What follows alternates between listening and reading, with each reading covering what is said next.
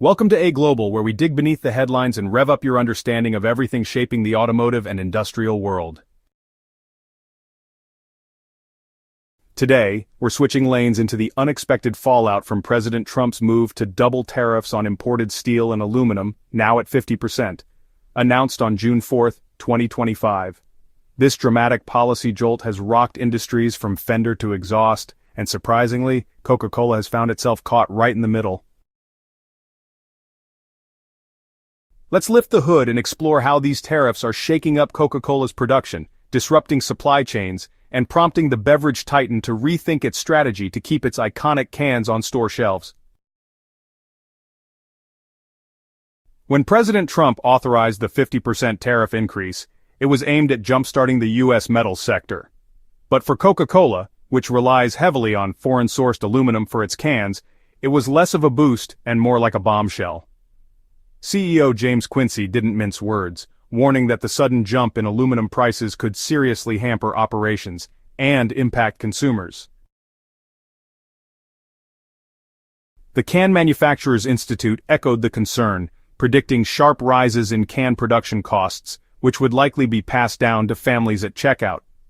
Quincey even floated the idea of pivoting to PET plastic bottles, a move that might ease expenses but could alienate eco-conscious buyers and fans of the classic aluminum packaging.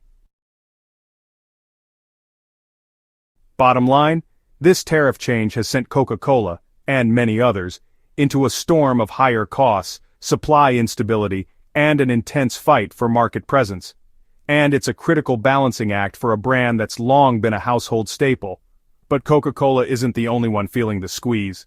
This is part of a broader supply chain crisis disrupting the whole sector. Coca-Cola's urgent response sheds light on a larger issue.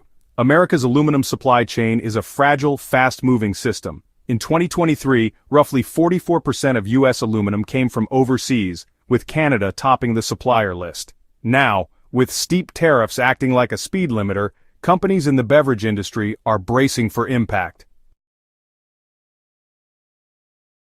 And it's not just about costs.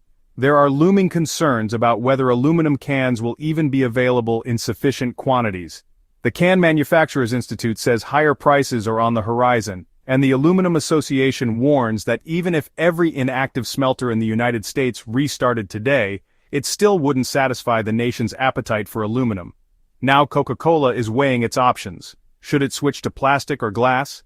Can it maintain customer loyalty through the turbulence?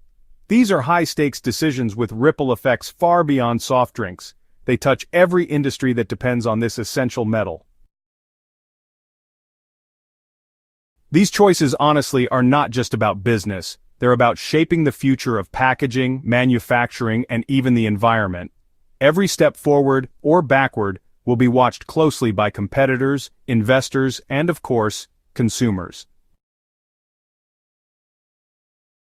Before we go further, don't forget to hit that like and subscribe button. It powers our channel and helps us bring you more insights like this.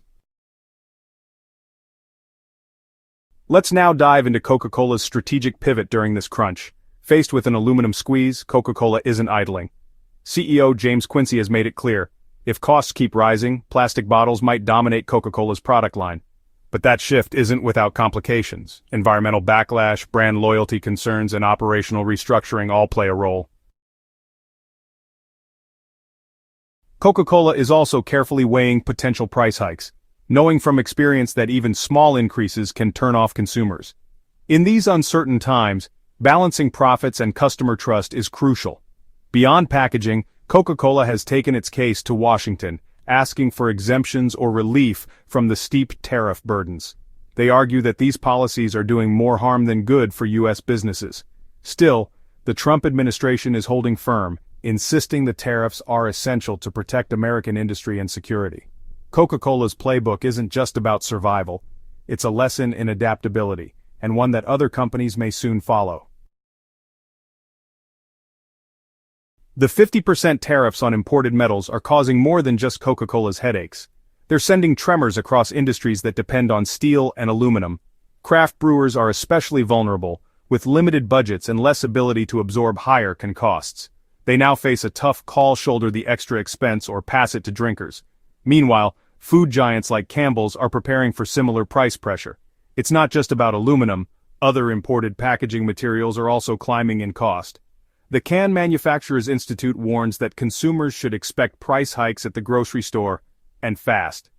Even if the U.S. aluminum sector went into overdrive, the Aluminum Association says demand would still outpace supply. It's a cautionary tale of how trade protections can trigger unintended economic consequences. President Trump and his team argue these tariffs are essential for national security and rebuilding domestic manufacturing, but the move has sparked backlash, with trade partners like Canada and Mexico warning of strained relationships. The European Union has even floated retaliatory measures if negotiations stall. On the home front, economists and business leaders are sounding alarms.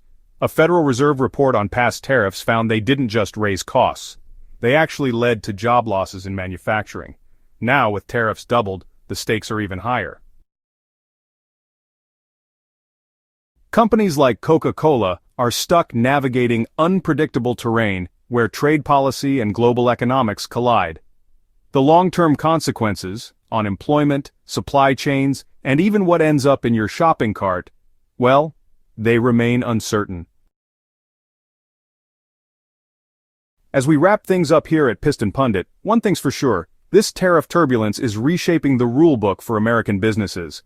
Coca-Cola's packaging shuffle is just one example of how companies are improvising to stay afloat. But this goes beyond one brand. It's about how everyone, from corporate giants to small shops, adapts to a fast-changing global trade environment. Now we want to hear from you. Do you think these tariffs will truly help United States industry, or will they end up hurting companies and consumers more? How do you think small players like indie brewers will cope compared to industry leaders like Coca-Cola? And is switching to plastic a smart move, or maybe a future headache? Drop your thoughts in the comments. Your perspectives keep this conversation alive. And before you go, be sure to subscribe so you don't miss our upcoming deep dives. Thanks for watching. Until next time, keep your curiosity in overdrive. And yeah, feel free to click on any of the videos now on screen. There's still plenty more to explore.